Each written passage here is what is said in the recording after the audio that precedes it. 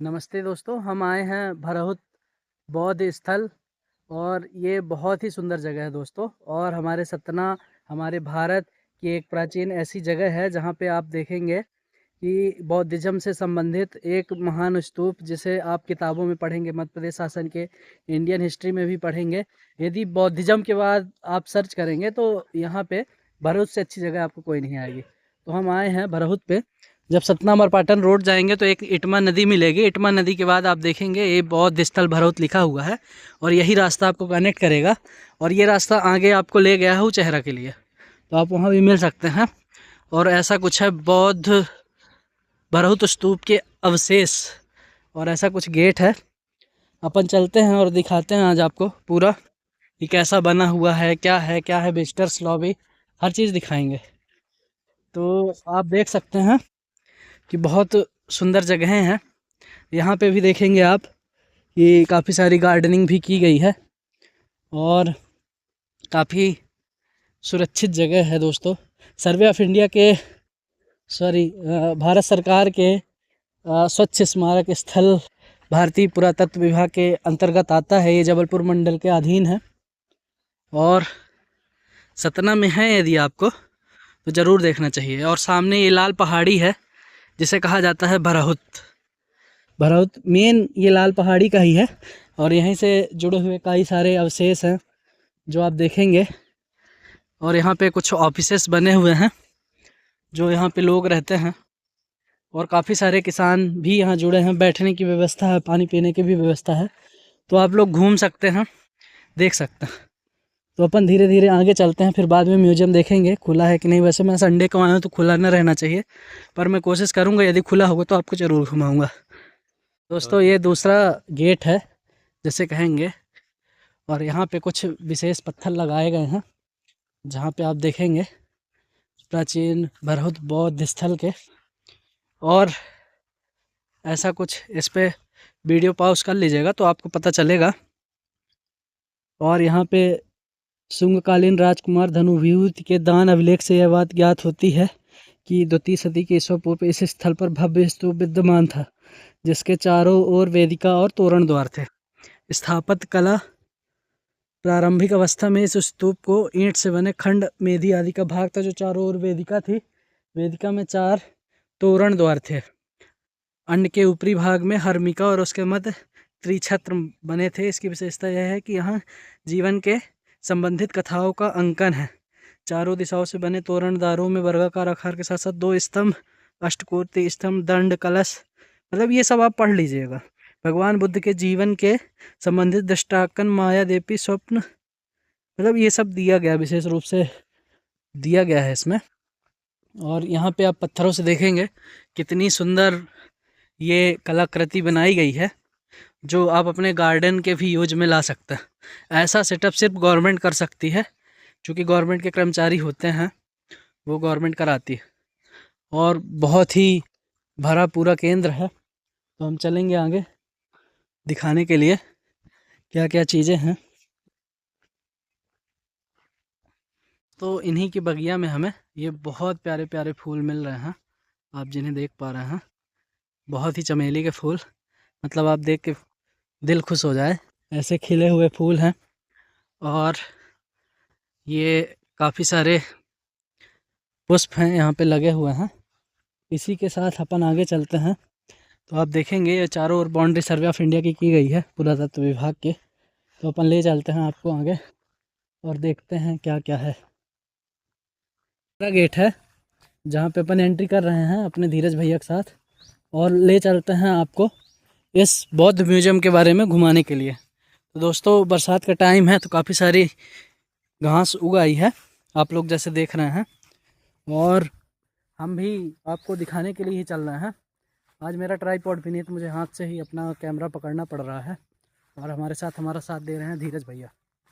दोस्तों ये बहुत ही अच्छी जगह है जहाँ पे आप लोग फैमिली टाइम बिता सकते हैं। अपने ज़िले के बारे में बहुत सारी जानकारियाँ भी आप पा सकते हैं। ये हमारे ज़िले का इतिहास है और जिसे केंद्र ने प्रमोट किया, स्टेट गवर्नमेंट भी प्रमोट किया, लेकिन यहाँ इस जगह तक पहुँचने के लिए सुविधाएं नहीं ठीक कर पाए दोस्तों। और वो सबसे अधिक नुकसानदेह स्थिति है। अपन चढ़ रहे हैं धीरे धीरे। एक ऐसी पहाड़ी है जहाँ पे हनुमान जी भी विराजे हुए हैं, तो अपन ले चलते हैं वहाँ पे और दिखाते हैं आपको कि कौन सी जगह है ऐसी। दोस्तों, कहा ऐसा जाता है ये कुछ अवशेष हैं जो बौद्धिज्म के हैं, और यहाँ पे ग्रामीणों ने यहाँ के आके हनुमान जी की मूर्ति भी स्थापित की थी। अच्छी बात है, लेकिन है ये बौद्ध स्थल ही।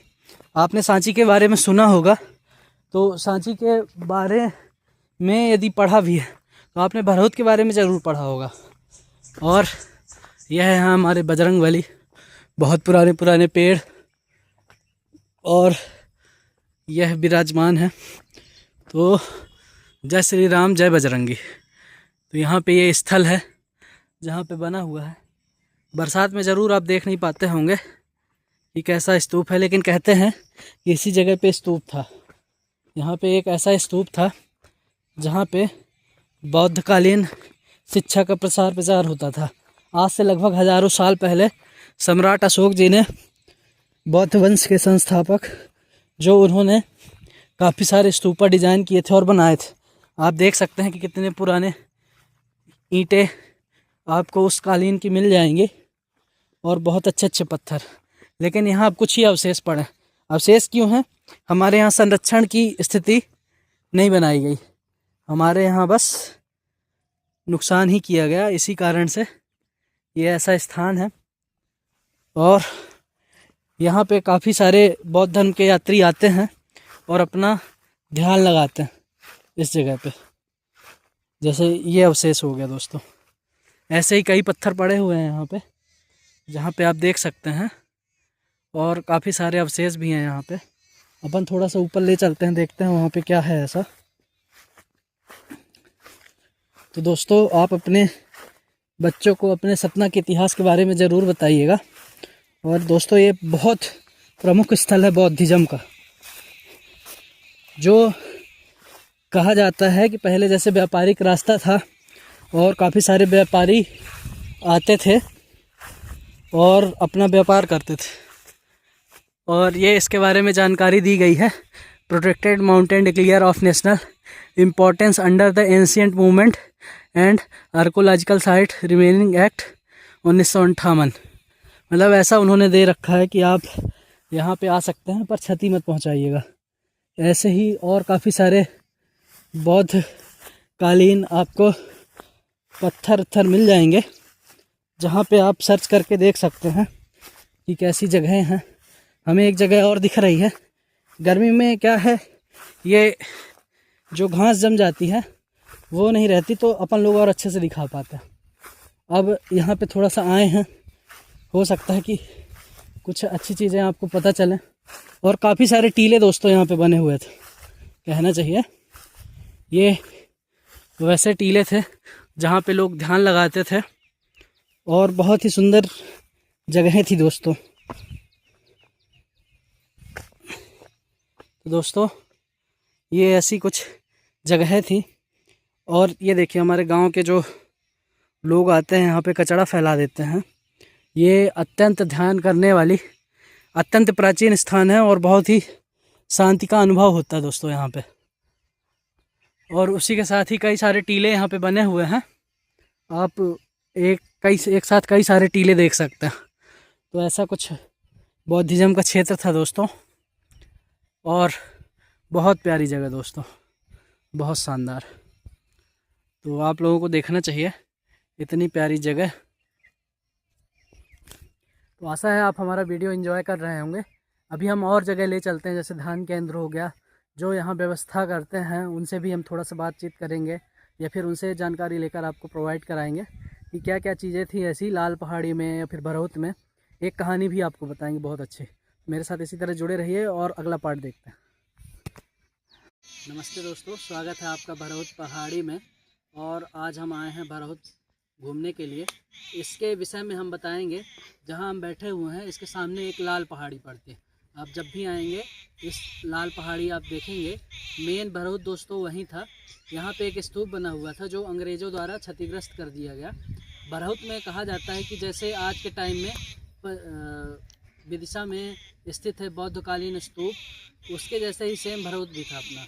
व्यापार से समृद्ध केंद्र था और मौर्यकालीन वंश के द्वारा इसको स्थापना की गई थी। इस पहाड़ी के ऊपर जब आप चढ़ते हैं तो एक गुफा टाइप की दोस्तों बनी हुई है और वर्तमान स्थिति में क्षतिग्रस्त है, मतलब आप उसमें मत जाइएगा, लेकिन मैं कहानी बता रहा हूँ।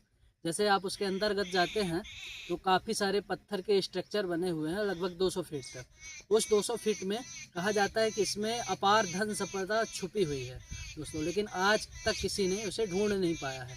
लेकिन उसके अंदर कहा जाता है कि जैसे ही वो पानी की मात्रा हटेगी तो वहाँ पे एक ऐसी विशाल कलाकृतियाँ भी हैं जिसे बचाने के लिए उस समय के धम्म के अनुयायियों ने उसे ख़त्म कर दिया। तो ये बहुत अच्छी जगह थी और काफ़ी मात्रा में लोग भी यहाँ पे घूमने के लिए आए हुए हैं और बैठे हैं। तो अपन लोग बैठे थे। आशा है आपको ये वीडियो पसंद आया होगा और चलते हैं और आगे भी दिखाते हैं कि कौन कौन सी जगह हैं ऐसी जहाँ पे आप देख सकते हैं और सुन सकते हैं। इधर से ज़्यादा चारों में जाओ।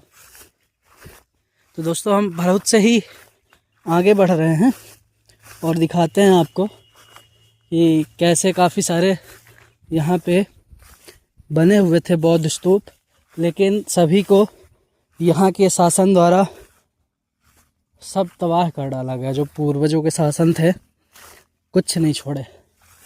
थोड़ा सा बुरा भी लगता है कि ऐसा नहीं होना चाहिए था, पर कर क्या सकते हैं।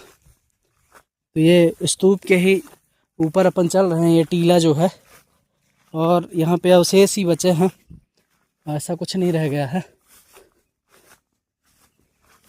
और यहीं से अपन धीरे धीरे आगे बढ़ते हैं।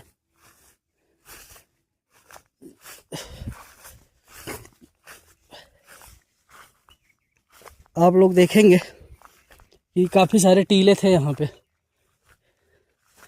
और इन्हीं टीलों के कारण ये बौद्धिज्म का केंद्र था।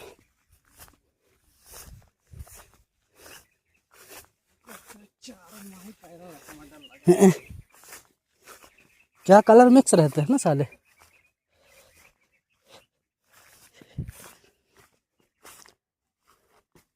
दोस्तों ये बौद्धिज्म का प्रमुख केंद्र था जो अपन धीरे धीरे ले चलते हैं भरहुत स्तूप पे।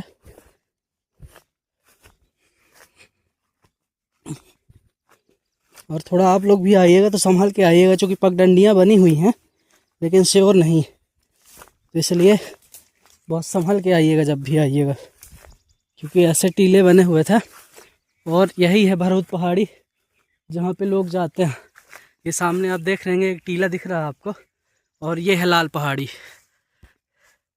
लाल पहाड़ी देखेंगे, ये टीला भी दिख रहा है दोस्तों।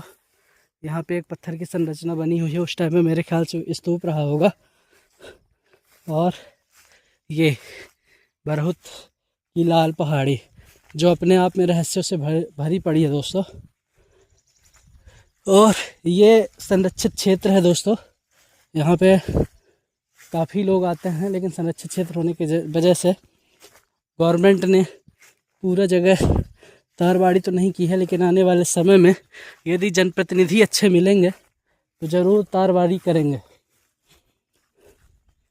तो काफ़ी सही जगह है दोस्तों इस जगह पे। यहाँ पे ये देखिए पगडंडी बनी हुई है, जो लोग आते हैं यहाँ पे लाल पहाड़ी देखने। और ऊपर भी देख सकते हैं काफ़ी मात्रा में किसान अपने जानवर चराते हैं यहाँ पे। तो अपन चलते हैं धीरे धीरे आगे की ओर। तो दोस्तों संरक्षण होना चाहिए था इन जगहों का, बहुत ही प्राचीन जगह है और दाऊ लोग बरसों से रहते थे। तो हम दाऊ का थोड़ा इंटरव्यू भी लेंगे, यदि दाऊ हमें देने का कष्ट करेंगे तो। चलिए बातचीत करते हैं। भरहुत के निवासी हैं आप, यहीं के हैं ना दाऊ जी? क्या नाम है आपका? राम प्रसाद। तो इस पहाड़ के बारे में बताएंगे। लाल पहाड़ी में तो हम बहुत चीज़ें सुने हैं। वह सब सुनने का है। हाँ भैया जी। हाँ, अब हम ही तो कुछ नहीं रखा है। अच्छा। लिखा जरूर रहा। हाँ, लिखा काफ़ी ज़्यादा था। हाँ, बड़ा लिखा करना। अच्छा। तब बरेली लोग हाँ उसको फोड़ के बीच हाँ हाँ ताधैया पार कर गए। अच्छा। हाँ हाँ आया था हुआ हुआ पार साल आया हुआ मन यहाँ कुछ न कंदर आया अच्छा अब पहाड़ आए जौन कहा गुफा उफा बनी रही अरे हो कुछ नहीं है पहले जौने जमाना में राजा के जमाना में हाँ चौरा उरा बना रहा तो वह चौरा उरा गारद हुई अच्छा सब लाई के चोरबे क्यों रे लाई के जाऊँ वहाँ लगा रहा हो सब लाई के लाई के। हम आपको अच्छा ठीक है तो आप गए हैं ऊपर तक नहीं गए अरे हम तो अब मान ले कि जिंदगी चली गई जिंदगी हमारा अब ये पहाड़ पहाड़ भी चल भागत भागत अच्छा लगा हमें बातचीत करके आपसे बंद कर दो धीरे